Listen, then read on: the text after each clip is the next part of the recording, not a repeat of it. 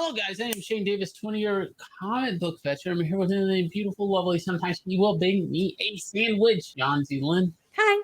And today is the day we're here with more troublesome comic book news as Comixology is being shut down and now it's Amazon exclusive. So here we go.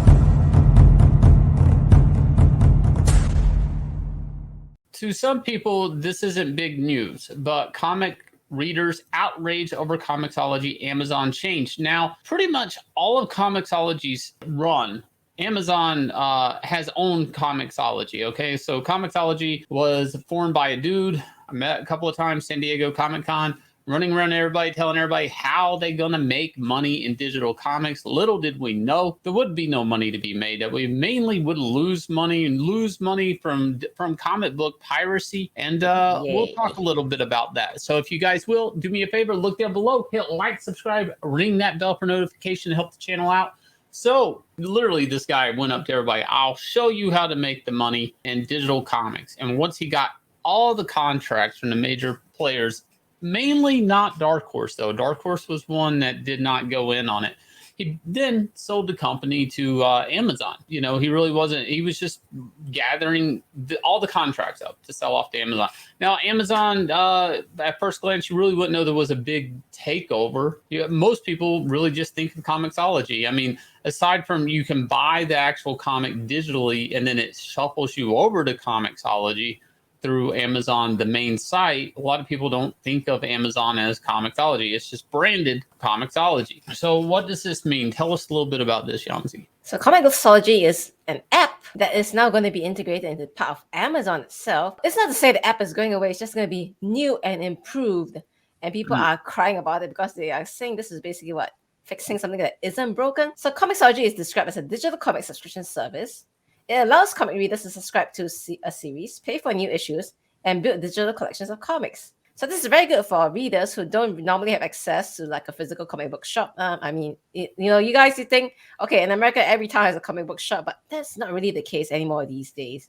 And in other countries, like maybe in Australia, some parts of Australia, you gotta drive. We're talking about kilometers to get to a city big enough to have a comic book shop. If there's a comic book shop. And there's also the cost of the actual physical of the physical store actually importing the book. So I'll say like a $4.99 book would actually probably be in Australian dollars. It's going to cost upwards $13, $14, $25 depending on that's the person paying for the shipping anything into Australia is insane. The highest shipping is usually to Australia. So the comic retailer actually has to charge you for the shipping of that book and the weight. So you would think like, well, they must just print the books in all these different countries. They don't. That's the issue. Unless it's a translation deal, rarely ever are American comics being printed in another country. We're actually just, shipping them out and hope they can sustain a Diamond account. And that's kind of been the way of things lately. And I know some shops that were overseas when Diamond hit the COVID disruption, and there were all these other distributors, they were kind of just stuck out to dry. Like they were just out of it. They weren't able to get in the game. So this is a big deal for comic readers in other countries, believe it or not, that they do have the ability to buy a Batman comic and read a Batman comic. And to the companies, this is a big deal. DC Comics actually, one of their later mission statements, and before said DC Bloodbath, digital initiative was a big thing. And not so much digital initiative, but global outreach. Yeah, wasn't that Daniel Cherry's whole, tentpole of his appointment? He was like, we're going to, appeal to the global audience, create heroes that they can identify with, blah, blah, blah. And what came of that is we've had a year of like DC Comics really not handing out nice things for like, say, Batman Day. Things like that, like they're just like, yeah, whatever, you comic shops don't matter.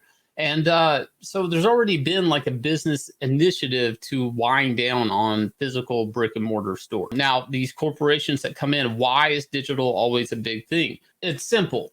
If in theory, the argument for digital is if you could get a book to sell, even if it's less copies at the same price as a physical or a little bit less, even say $1 less, if you were maybe to sell like 50% you lose 50% in sales, you still may be more profitable. And you're going to say, Shane, how is that? Because you're cutting out paper cost, printing cost, shipping cost, storage cost, and retailers. And all this stuff, you're cutting way out of it. And distribution's in there somewhere, Diamond, all of these things. So digital has always been this pie in the sky thing that these corporations chase so much so that they actually hurt the direct market. They actually hurt retail confidence, and they actually lead to a lot of piracy, which there's some irony here. It's going to lead into a little bit of this conversation with Amazon. But before we get too far into that, though, so let's go back to the whole global thing. So we talk about DC being all, gung-ho for global initiative, blah, blah, blah. Well, Amazon is going in the opposite direction, actually, with this new update. They're going to remove series subscriptions for customers outside the USA. So you can still buy your books individually. They just won't keep you on a subscription basis on it. And, here's the thing. Subscriptions are great in the sense that sometimes you subscribe something, you forget about it, and it's like, maybe you forget about it for the rest of your life. Who knows? And you're still paying Amazon that $4.99, $3.99 every single month for that single issue. So when they get rid of that, it's like, okay, well, we're cutting off all these international buyers from this nice little mistake that might happen. Yanzi still won't let me forget me being subscribed to the physical DVDs on Netflix. Oh, geez. Yeah, I was like, looking at his bill. I was like, why are we paying $20 a month on Netflix? And I was like, oh, because you're subscribed to that. So see, subscription is a great way to make extra money. And they're saying, you know what? Maybe the issue here is that there are not as many international customers as you think. After all, why cut off the nose to spite your face? So how is Amazon going to handle the international customers, though? So they have a question here. I live outside the USA/UK. How do I shop for comics, manga, and graphic novels on the Amazon website?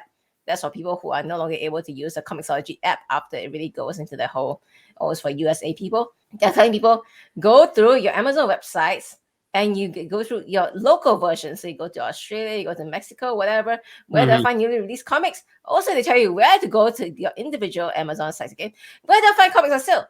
Again, go to your individual country's Amazon, because we are not going to service you through Comixology anymore. So why do you think this is really happening, though? I think the real thing is actually here in FAQ number 6, which is, can I still download DRM-free backups of my comics? DRM basically means, without the protection, so it can be easily copied, shared, pirated, whatever you want to use that word. Yes, DRM-free downloads will be available for eligible purchases made on the old Comixology website or app. Any book purchased in the new Comixology updated app or through Amazon will not come with DRM-free downloads. So basically, I guess you won't. I'm trying to play this out in my head, but I'm assuming I can't download a PDF of my comic anymore that I bought. No, you can't download a copy. I can only view it through the site, right? Yep, right. Pretty much. And this might be the reason why they're making it harder to pirate the comics these days, I guess. Yeah, Scott Snyder, this is the thing. There was a big Amazon deal that not a lot of people talked about. We talked about it here on this channel, but Scott Snyder was picked up to, what is it, like something like 8 books, right? Like just 8 different books, 8 different creators, you can see. And his Best Jacket imprint. So you have all these books over here. There was 8 different artists, but they're all written by Snyder. So that's the thing. I wouldn't say different creatives, different artists on each book.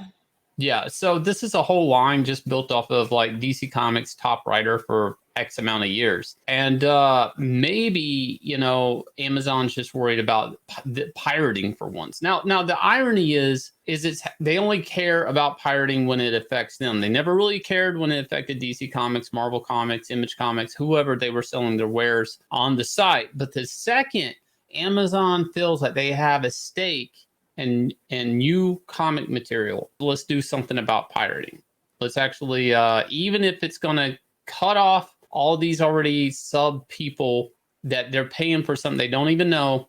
Well, it's not going to hurt Amazon because it's really only hurting, DC Comics, Marvel, Dark Horse, if they're involved. I'm not sure. Image, whatever comic company is involved, they're the ones that's going to get hit by these subscriptions being cut, not Amazon. Because Amazon's real goal, which we see more and more, is their original content. This is something that we're seeing.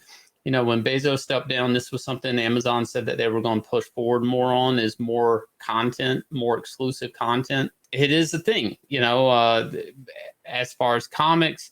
I'm sure the comics will become like TV shows or something, or Amazon series, Amazon Prime series. Scott Snyder already has some deals going on with some of these books, right? Like they're Amazon has first refusal rights to make any transmedia adaptations of it. Right, which can go on in forever. People, that's a little confusing, but as far as comics go, it's like basically somebody pays some money down for like, say, anywhere between 3 to 10 years. When that 3 to 10 years is up and you think the rights may come up that you can sell to somebody else because they never did anything with it, they go, nope, here's another check. We're hanging on to it for another 3 to 10 years. And you can get things in, like a lot of Vertigo stuff has never been developed into a movie or TV show because of it, because it was already Warner Brothers' first refusal. Sometimes, given the situation, it really doesn't work out that well for the creator. Will it work out different for people at Amazon? Maybe. I don't know. I'm really not that interested in like comics that are made to be TV shows, to be honest. That's not something I'm usually not that dialed into and don't really care, because usually the comics aren't great because they're really just trying to make a TV show, get production, art done, storyboards, and kind of, you know, fidget around. Research and development. Right. We've heard that before, that term. So anyways, guys, if you will, look down below, hit like, subscribe, ring the bell for notifications, please. I'm asking pretty please. And also leave me a comment. Let me know what you think about this development. Are you a digital reader? Do you think this could be the end of digital piracy because Amazon says so? And if you will, also consider backing Inglorious Rex, $247,286. We are marching forward to a glorious, hopefully $250,000 on our second Indiegogo campaign. And I will leave you guys with the trailer, and we will catch you guys again with another video.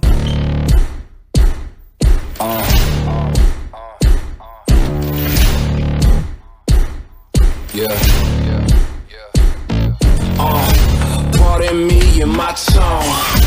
You can't step to my throne. They ain't working like me. Did this on my own. You asking where we been, huh? I don't know where to begin, huh? All this dirt on my skin, I just came here to win. I'm more than a man, I'm a monster. Somebody call a pastor, doctor. I got a 6 cents for a pasta, so now I'm coming for the whole roster. It's not a game, why you playing with me? You could double back, lose track, try and hang with me. It must be in my veins, something you can't tame, cause I break the chains. Can't control me. I got the power, I got the keys.